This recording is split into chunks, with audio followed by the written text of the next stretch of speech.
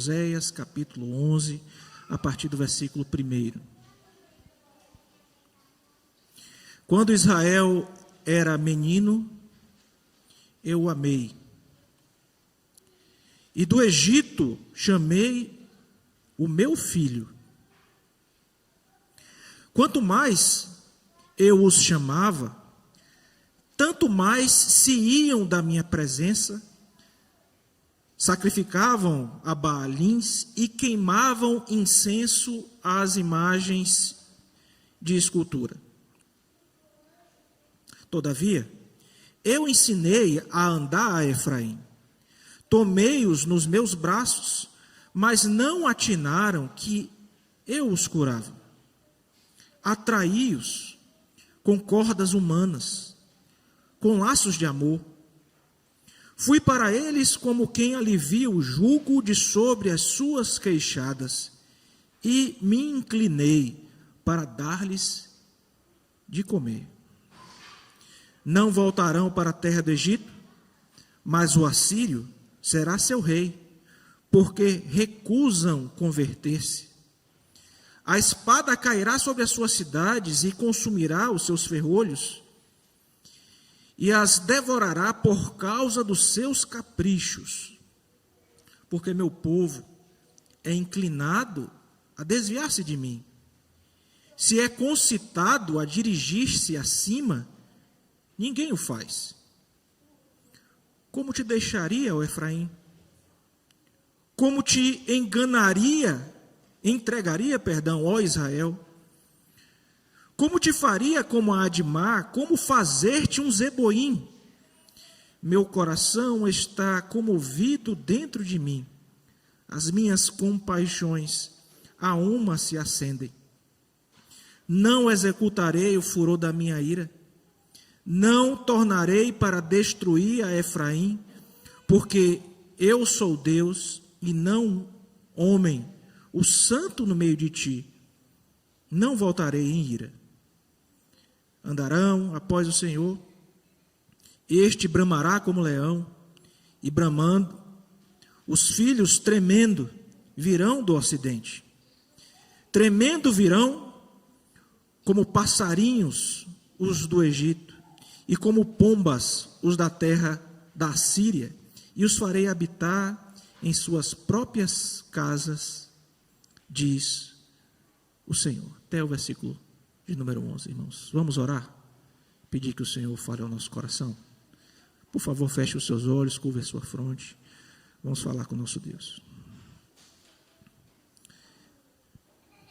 Senhor nosso Deus, nós estamos reunidos, Senhor, como Tu sabes, nesta casa de oração, nesta manhã, atendendo a santíssima e solene convocação do Senhor por meio da Tua palavra. O Senhor mesmo separou, ó Deus, este dia a partir da ressurreição do nosso Senhor e Salvador Jesus Cristo, para que o Teu povo estivesse reunido para adorá-lo, ó Deus, na beleza da Tua santidade. E nós, o Teu povo, atendendo a esta santa e solene convocação, nos achegamos até aqui para entregar a nossa adoração ao Senhor. E em meio, ó Deus, a este processo, nós agora nos encontramos com a Tua palavra aberta, Senhor, vindo para entregar, ó Deus, a nossa adoração.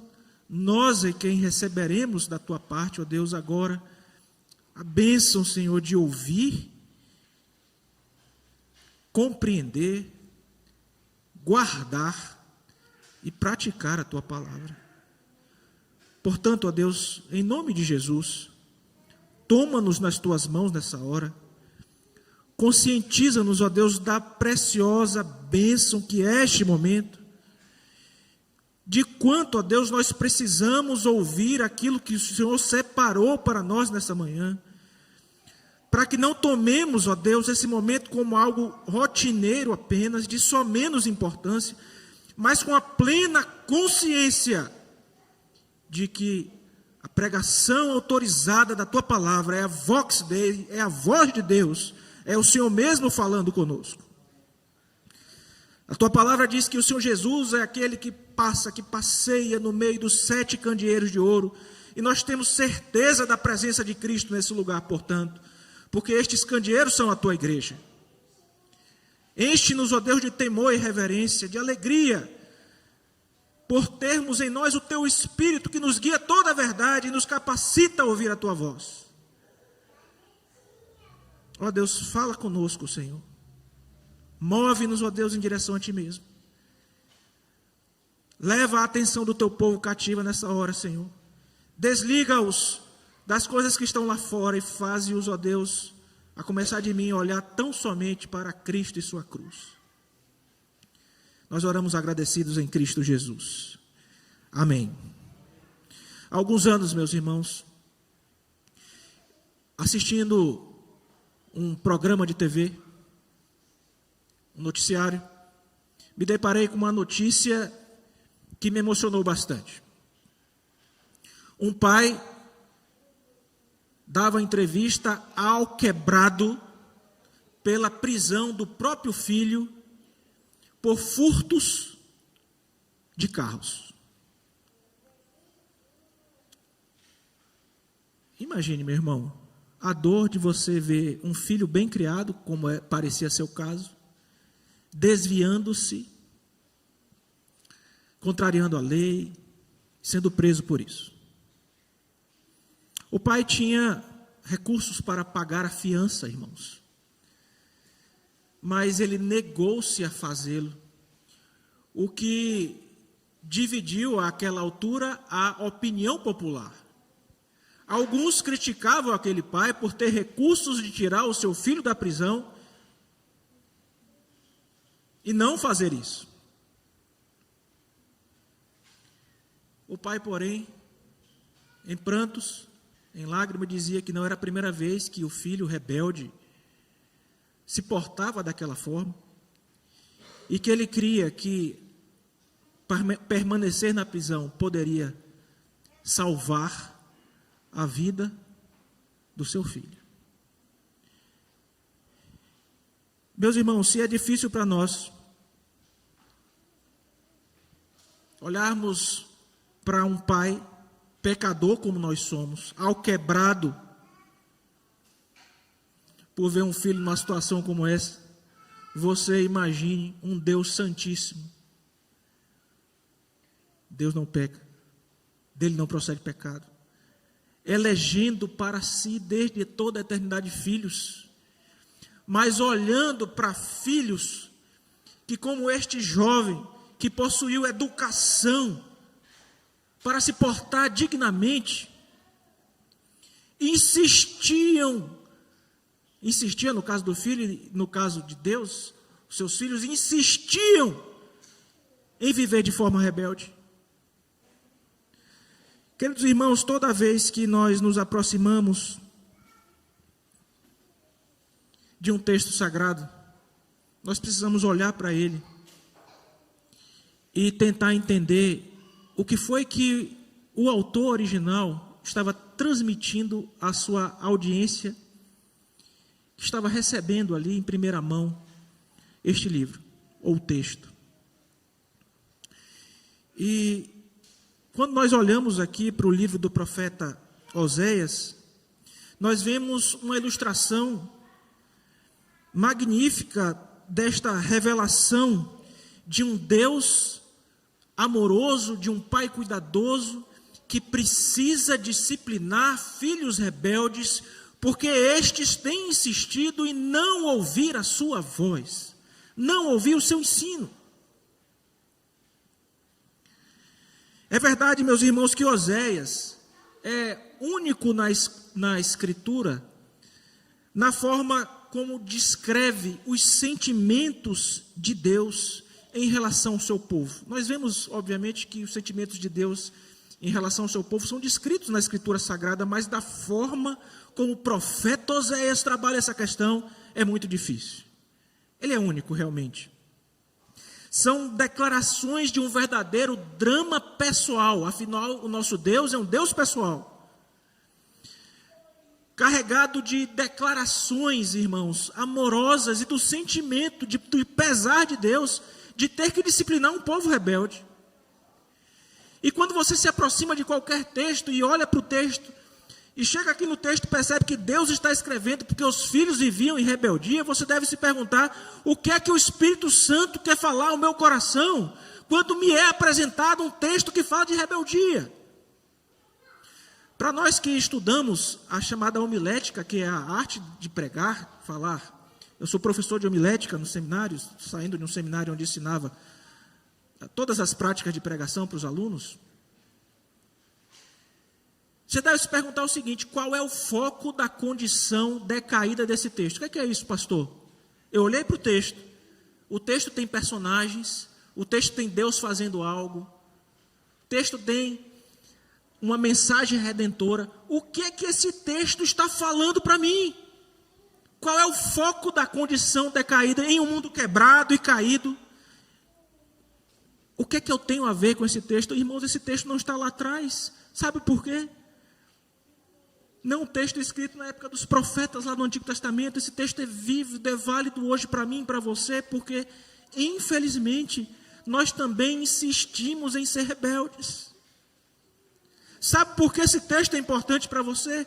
Porque o nosso Pai continua a nos amar e continuará também a fazer tudo o que é necessário em amor para cuidar de nós, mesmo que isso implique em pesar a mão sobre nós. Na primeira parte do livro, o profeta Oséias faz a narrativa do casamento dele mesmo com Gomer. Uma mulher que adulteraria seguidas vezes o profeta. Imagine, o profeta teve que casar com uma mulher que era uma prostituta, uma adúltera. Seguidamente, traindo seu marido.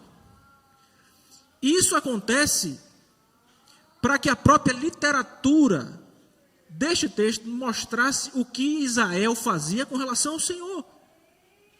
Deus amava o seu filho e o seu filho adulterava. Deus amava o seu filho e o seu filho respondia de uma forma equivocada com rebeldia. O que é que o profeta faz então? Ele dá carta de repúdio para sua esposa Gomer. E dando essa carta de repúdio, meus irmãos, ele promete recebê-la de volta depois de um tempo de isolamento. E em todas essas ações, nós estamos vendo uma ilustração inspirada por Deus dessa situação de Israel. A promessa de Deus, então, é a seguinte: eu amo meu povo, e porque eu amo meu povo, eu vou disciplinar o meu povo. Assim como o profeta amava a sua esposa, apesar das suas traições, e haveria de discipliná-la também. E depois restaurar este relacionamento de fidelidade com ele mesmo. A segunda parte do livro passa para o uso simbólico dessa tragédia pessoal do profeta, para o discurso direto. É fácil notar que a mensagem tem uma unidade. E a unidade é a seguinte, meus irmãos. A partir do capítulo 8, Deus diz que vai punir o povo. Vai punir a rebelião. Vai punir a apostasia. E ele vai fazer isso em amor. E, irmãos, é aqui neste capítulo número 11 que isto fica claro. De modo que o que nós vamos ver nesta manhã, se você pudesse guardar isso e levar para casa, em uma ideia memorável, curta, simples, para você pensar nisso durante a semana. Qual é a ideia desse texto? Deus demonstra amor incondicional por seu povo, fazendo pelo menos aqui 4 coisas. Deus demonstra amor incondicional pelo seu povo, suportando o seu filho rebelde, em primeiro lugar. Em segundo, castigando ou disciplinando o seu filho rebelde.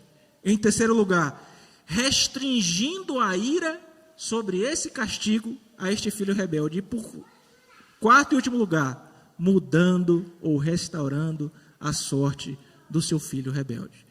Então, vamos repetir para fins mnemônicos. Deus demonstra amor incondicional ao seu povo, suportando o seu filho, castigando o seu filho, restringindo a ira sobre ele e restaurando a sorte dos seus filhos rebeldes.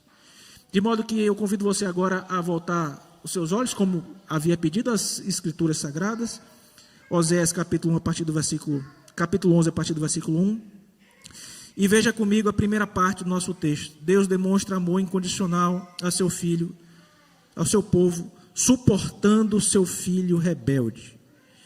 Meus irmãos, obviamente este amor incondicional aqui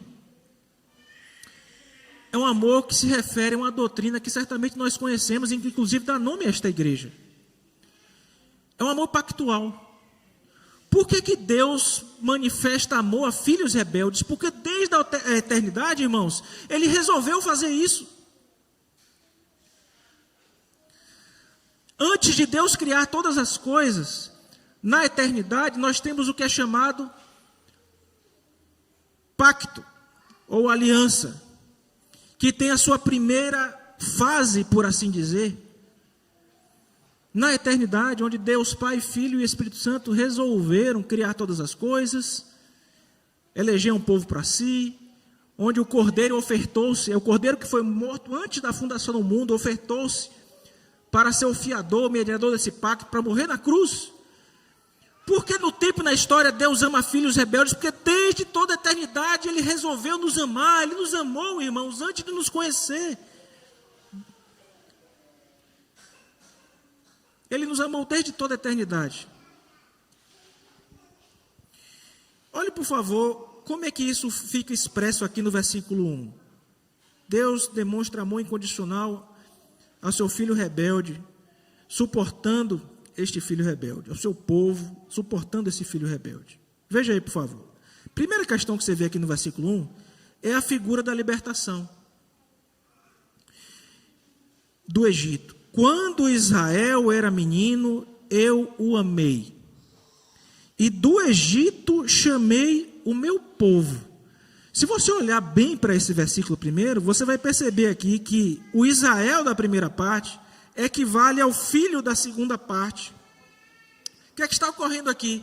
Essa meninice de Israel é identificada como o tempo da escravidão no Egito. Era como se fosse assim, olha, eu separei uma nação para mim e eles são meninos. Estão lá no Egito, eu estou cuidando deles. Quando Israel era menino, eu fiz o quê? Eu o chamei, eu amei. A figura de um pai que ama, um pai que cuida do filho.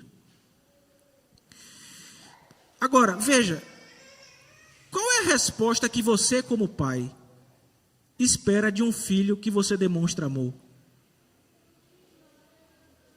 Ora, você espera que ele te respeite, que ele te obedeça, que ele te ame, que ele te escute. Mas qual era a resposta que Israel estava dando? Veja o versículo 2. Quanto mais eu os chamava, mais se iam da minha presença, sacrificavam a Baalins e queimavam incenso às imagens de escultura. A verdade aqui, meus irmãos, é que desde a chamada do povo do Egito, passando pelo deserto até a conquista de Canaã e o subsequente estabelecimento da nação de Israel, Israel devia tudo a Deus. Devia sua existência a Deus.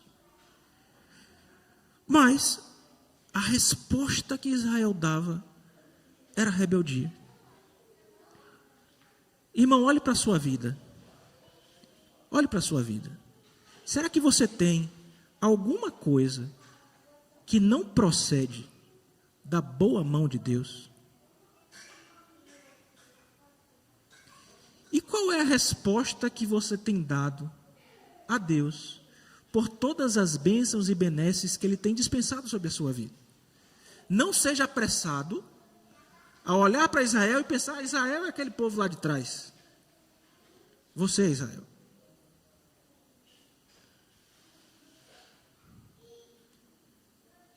Quanto mais eu chamava, mais iam da minha presença. Versículo 2. Eu ensinei a andar Eu ensinei ele a andar, ela era criança, foi eu que tomei pela mão, ensinei a ele a andar, tomei-o nos meus braços. Mas não atinaram que era eu que os curava. Cuidado paternal, irmãos. Cuidado paternal, versículo 3 fala disso. A figura de um pai que cuida amorosamente. Eles estavam, irmãos, adorando a Baalins, que eram pequenas imagens de Baal, atribuindo as bênçãos que Deus estava dando, não ao próprio Deus. Por favor, volte algumas páginas na sua Bíblia e vá para o capítulo 2 do livro de Oséias, versículo de número 8. Para contextualizar, eu vou ler a partir do versículo 2, por favor, tá? Oséias, capítulo 2, versículo 2. Repreendei vossa mãe, repreendei-a, porque ela não é minha mulher, e eu não sou seu marido, para que ela afaste as suas prostituições de sua presença, e os seus adultérios de entre os seus seios, para que eu não a deixe despida, a ponha como no dia em que nasceu, e a torne semelhante a um deserto, e a faça como terra seca, e a mate a sebe. E não me compadeça de seus filhos, porque são filhos de prostituições, pois sua mãe se prostituiu. Aquela que os concebeu, ouve-se torpemente. Isso aqui tudo é uma figura para Israel, tá, irmãos? É a mulher de Oséias que representa Israel. Porque diz, olha só, versículo 5: irei atrás dos meus amantes, que me dão o meu pão e a minha água, a minha lã e o meu linho, o meu óleo e as minhas bebidas.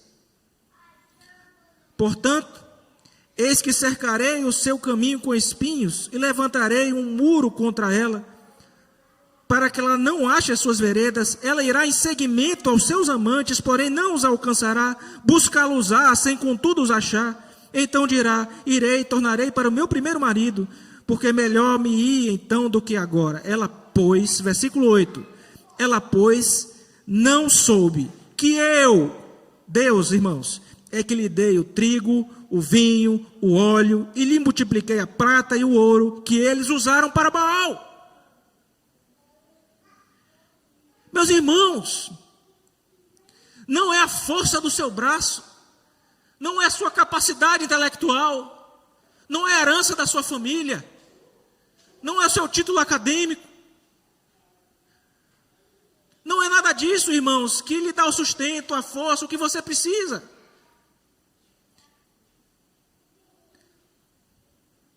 Não atinaram que era eu que os curava, não percebiam que foi eu que dei o lã, foi eu que dei o vinho, antes pegavam tudo que eu dei e usavam para idolatria, para outros fins. Ora, irmãos, volte para o versículo 3, por favor, do capítulo 11. Eu ensinei a andar Efraim, tomei nos meus braços, mas não atinaram que era eu que os curava. Nós pecamos desta mesma forma, irmãos, quando achamos que é pela força do nosso braço ou por qualquer outra coisa que nós podemos conduzir as nossas vidas e que nós recebemos as bênçãos que nós temos hoje. E o pior, recebemos as bênçãos e gastamos com Baal. E atribuímos a Baal. A segunda figura, irmãos, está no versículo 4. Deus muda agora um pouco e usa aqui a figura de um proprietário. Ele não é apenas pai, mas também proprietário do seu povo. Veja o versículo 4, por favor. Atraiu-os com cordas humanas, com laços de amor. Fui para eles como quem alivia o jugo sobre as suas queixadas e me inclinei para dar-lhes de comer. Meus irmãos, Deus está dizendo aqui que usou para com o seu povo cordas humanas. Ele não pegou uma bride de cavalo ou uma corda e colocou na minha boca e na sua. Lembra do rei Manassés? Dizem que os seus captores prenderam ele com... Foi um rei muito mau de Israel, que depois se converteu no final da vida. Dizem que os seus captores, quando o levaram cativo, prenderam ele com ganchos no nariz e na boca. Deus não nos colocou cordas nem brides, irmãos. Ele fala aqui que atraiu com cordas humanas, com laços do amor. Embaixo ele fala de queixadas. Por isso essa ideia de uma proprietário de um animal, a figura é essa. Ele usou, sabe o que para me atrair? Para atrair você? Cordas humanas. Laços de amor. E ele faz isso aqui, irmão, todo santo domingo. Por meio do ministro do evangelho que ele colocou nessa igreja. Dos presbíteros que ele colocou nesta igreja. Para que você, domingo após domingo, possa receber da parte dele, da parte de Deus, por meio dessas cordas de amor, que são os profetas do Senhor, que são os pastores, que são os presbíteros, e que constantemente estão aqui dizendo: irmãos, abandonem a rebeldia, mudem de vida, irmãos, mudem de vida.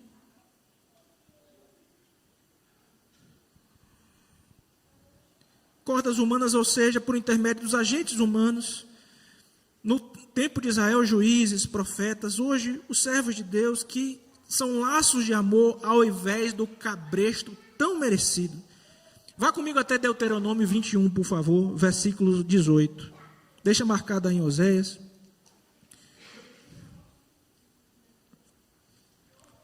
Deuteronômio 21.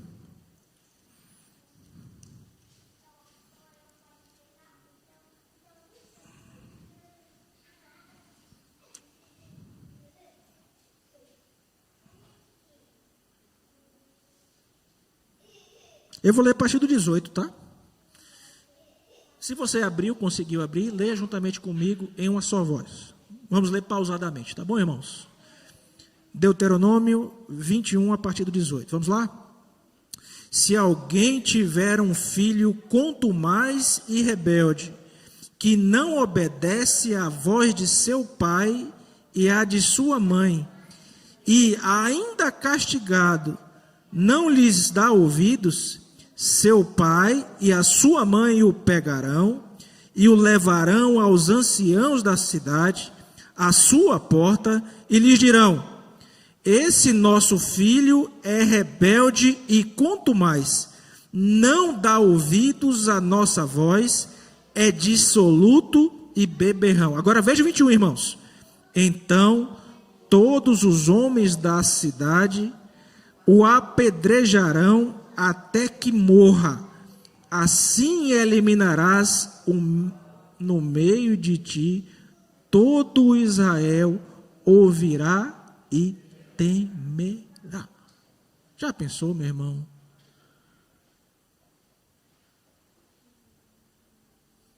Não eram cordas humanas que estes irmãos aqui mereciam, e também não são cordas humanas de amor que nós merecemos. Por causa da nossa rebeldia e desobediência. Então Deus demonstra amor incondicional ao seu povo, fazendo o quê? Suportando filhos rebeldes. Mas além de suportar filhos rebeldes, ser uma demonstração desse amor incondicional, ele também disciplina esses filhos. E veja, irmão, o autor dos Hebreus vai dizer que a disciplina é uma marca de amor. Deus disciplina todos quantos? Ama. Ele não disciplina bastardos, mas aos filhos ele disciplina. Então, a partir do versículo 5, volte para Oséias 11, por favor. O tom já é outro aqui. Ao invés de figuras carinhosas, nós começamos a ter aqui um veredito divino sobre a nação rebelde. E esse veredito está aqui no versículo número 5, sendo iniciado. Não voltarão para a terra do Egito, mas o assírio será seu rei, porque recusam converter-se. Me permitam uma pequena nota histórica aqui para vocês. Irmãos, a nação seria subjugada pela Assíria, inicialmente pelas mãos de um homem chamado Tiglat-Pileser III, e depois por um outro chamado Salmaneser V. E aí essa ideia aqui de tornar para o Egito, é a ideia de eram escravos, aprenderam a andar, eu tomei ele pelas mãos, mas agora vão voltar a ser escravos novamente. Então, figuradamente, esse Egito aqui mencionado é um símbolo da escravidão. E a coisa não ia ser fácil. E para descrever como esta coisa não ia ser fácil, mais uma vez o profeta vai usar figuras. Preste atenção na primeira figura que mostra que Deus demonstra amor incondicional ao seu filho, disciplinando seu filho rebelde. A primeira figura é a figura da espada, de uma guerra sangrenta. A ideia aqui, irmãos, é que a recusa ativa de permitir que Israel siga nos seus 10 caminhos e perca a sua alma, faz com que o Deus da aliança, repudiando as adorações a Baal, faça algo que é muito duro, que é muito difícil, que é a disciplina, uma disciplina muito pesada. A Bíblia diz: sabe, pois, no teu coração que como o homem disciplina seu filho, assim te disciplina o Senhor teu Deus. Então veja aí o versículo 6, essa figura. A espada cairá sobre as suas cidades e consumirá os seus ferrolhos e as devorará por causa dos seus caprichos. Porque meu povo é inclinado a desviar-se de mim, se é concitado a dirigir-se acima, ninguém o faz. Olha, irmãos, quando você vê aqui ferrolhos, segurança da entrada da cidade, as cidades muradas seriam invadidas pelos assírios. Samaria teria fogo ateado aos seus portões. Oséias está dizendo aqui que essa disciplina está sendo apresentada. Agora veja, essa disciplina não é uma manifestação de um Deus apenas irado com o pecado, mas um Deus amoroso que está disciplinando o seu povo porque tem um propósito para ele. E é por isso que, irmãos, nós precisamos atentar muito para essa questão. Olha bem, irmão, nós vamos ver agora no terceiro momento, que Deus demonstra amor incondicional ao seu povo, suportando seu filho, disciplinando seu filho, mas vamos ver que é restringindo a sua ira também. Mas olha bem para mim, por favor. Não espere, ou que não seja preciso, que Deus pese a sua mão, a sua ira, mesmo que ela seja restrita, para que você mude os seus caminhos e deixe o que precisa ser deixado de lado. A disciplina do Senhor, irmãos, ela dói. Ela no início, como nos diz as Escrituras Sagradas, não é fruto, não parece ser motivo de alegria. Mas quando bem exercitada, irmãos, ela vai restaurar o pecador. Mas é dolorosa. Deus demonstra, em terceiro lugar, irmãos, amor incondicional ao seu povo, restringindo a sua ira sobre os seus filhos rebeldes. Nós acabamos de ver um texto no Deuteronômio que diz que se a ira fosse ser aplicada e a lei no seu máximo rigor, os filhos rebeldes deveriam ser apresentados pelos pais e mortos por todos, a pedradas. Mas qual é o real caráter da disciplina de Deus? E aqui, irmãos, lembre-se que na introdução eu mencionei que esse livro demonstra o coração do Senhor como nenhum outro. E no versículo 8 você vai perceber esse caráter de Deus, dessa disciplina de Deus, o sofrimento de Deus em disciplinar o seu povo. Versículo 8 diz assim: como te deixaria, ó Efraim? Ele toma uma das tribos, a principal tribo do norte, para referir-se a todo Israel, como se vê no paralelismo sinonímico que segue. Como te entregaria, ó Israel? Como te faria como a Admar? Como fazer-te um Zeboim? Meu coração está comovido dentro de mim. As minhas compaixões a uma se acendem. Você já parou para pensar Deus falando isso? Em outras palavras, ele está dizendo assim: eu não vou desistir de você. Você é o meu filho amado. Como é que eu vou entregá-lo ao que você realmente merece, a destruição? Sabe por quê, irmãos?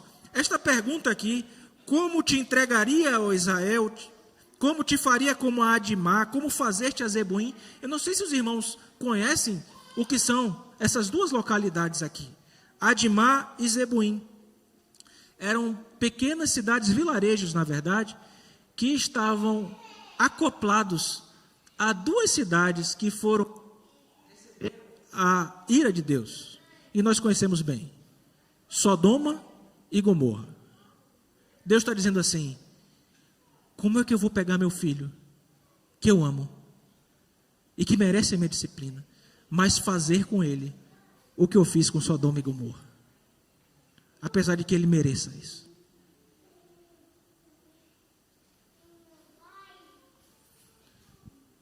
E aí ele diz: eu não vou agir de acordo com o furor da minha ira. Veja o versículo 9, por favor. Não executarei o furor da minha ira, não tornarei para destruir Efraim, porque eu sou Deus e não homem, o santo no meio de ti, não voltarei em ira. Em outras palavras, irmãos, eu não sou um homem apronto para a fidelidade de Deus, o caráter de Deus que resolveu nos amar desde toda a eternidade. E isso leva para a última parte do nosso texto.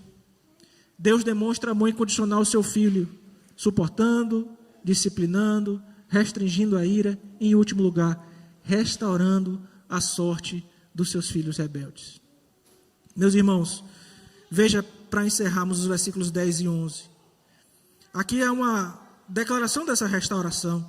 Andarão após o Senhor, este bramará como leão, e bramando os filhos tremendo virão do ocidente. Tremendo virão, como os passarinhos do Egito, como as pombas, os da terra da Síria, e os farei habitar nas suas próprias casas, diz o Senhor. O que está acontecendo aqui, irmãos, que é, apesar da infidelidade do povo, Deus demonstra o seu amor incondicional. O tema aqui já não é castigo, mas restauração. A figura do leão, que transmite a autoridade e que vai bramar e vai convocar o povo de volta para o castigo que havia recebido como prova de amor para a restauração. E tremendo, irmãos, eles virão. E se você olhar para o Evangelho segundo Mateus, é justamente dessa forma que o Evangelho vai começar. Quando o nosso Cristo justamente faz isso, o leão vai bramar, e bramando, todos aqueles que são de Deus vão ouvir a sua voz e voltar até Deus. Nós sabemos que Israel mal desfrutaria, irmãos, novamente de uma autonomia nacional, e de todo modo o Império Romano destruiria completamente o ideal do povo habitando em suas próprias casas. Mas, em um sentido, essa restauração, o sentido maior é, portanto, feita em Cristo, em Jesus Cristo, como nos diz o Evangelho de Mateus. Cristo, irmãos, é aquele que torna possível Deus não aplicar o furor da sua ira sobre nós, como nós merecemos, para que sejamos tratados como filhos amados. Vamos fazer uma ilustração aqui. Deixa eu perguntar para o presbítero que fica melhor. Presbítero, qual a idade do senhor? 41. O presbítero Tiago tem 41 anos. 41 anos. Vamos dizer que o presbítero Tiago é um cabra muito santo. Ele só peca 3 vezes no dia. Peca uma vez de manhã, peca uma vez de tarde e peca uma vez de noite. Tá certo? Estão comigo aqui? Muito bem. No final do mês, 3 vezes 30, quantas vezes ele pecou? 90. Ok? 90. Muito bem. No final do ano, ele vai, eu calculei do mês, né? 90, né? 1080. Só que o presbítero Tiago é tão santo que tem dia que ele peca 2 vezes, então eu vou arredondar para 1000, presbítero. Tá bom? E ele é tão santo, mas tão santo, que eu não vou botar nem os 12.000 por ano. Porque 1000 vezes 12 daria 12.000 pecados, né? Então eu vou botar só 10.000 por ano. Chegando aos 41 anos de idade, ele tem quantos pecados? 41.000 pecados. Pensa aí, agora que a gente vai imprimir a ficha corrida do presbítero Tiago. Vamos pegar uma impressora com a folha A4, ia dar um bloco, né? Está aqui, né? Está aqui o bloco. Todos os pecados do presbítero Tiago. Essa rebeldia, como nós lemos em Deuteronômio, merecia o quê, meus irmãos?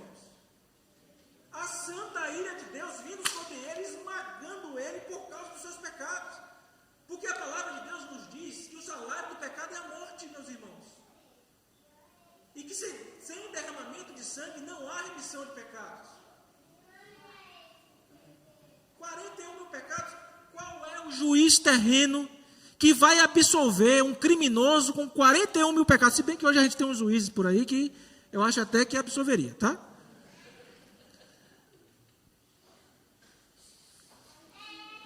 Muito bem. Aí o que acontece, irmãos? Pega aqui os 41.000 pecados do presbítero Tiago. Cristo vem em carne, faz-se homem. Pega os 41.000 pecados de Tiago, que se quer muito mais do que isso, a gente pega toda hora, todo instante, irmãos, corações, omissões, pensamentos. Ele vai pegar todos os pecados de Tiago, todos os meus também, todos os seus. E em vez da ira de Deus vir sobre Tiago, sobre mim, sobre você, a ira de Deus, o peso da ira de Deus vem sobre Cristo, na cruz.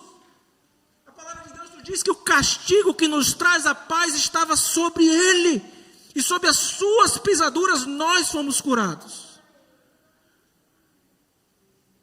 A nossa rebeldia foi castigada em Cristo, irmãos. É por causa de Cristo que nós podemos ser aceitos como filhos amados. É por causa de Cristo que a ira de Deus é refinada. Porque refinada em que sentido? Ele recebeu a ira no nosso lugar. Ele recebeu a ira no nosso lugar, para que eu e você pudéssemos ser chamados hoje de filhos de Deus. Isso foi acordado na eternidade, no pacto da redenção, entre as pessoas da Trindade na eternidade. Manifestou-se inicialmente no pacto das obras com Adão, e logo depois em Gênesis 3, 15 e 16, no pacto da graça, quando viria aquele que esmagaria a cabeça da serpente, que é Cristo, nosso Redentor. Ora, irmãos, isso tem obviamente aplicações, são importantíssimas para mim e para você. O aspecto do amor de Deus pelo seu povo, ele escolheu nos amar como família da aliança, irmão.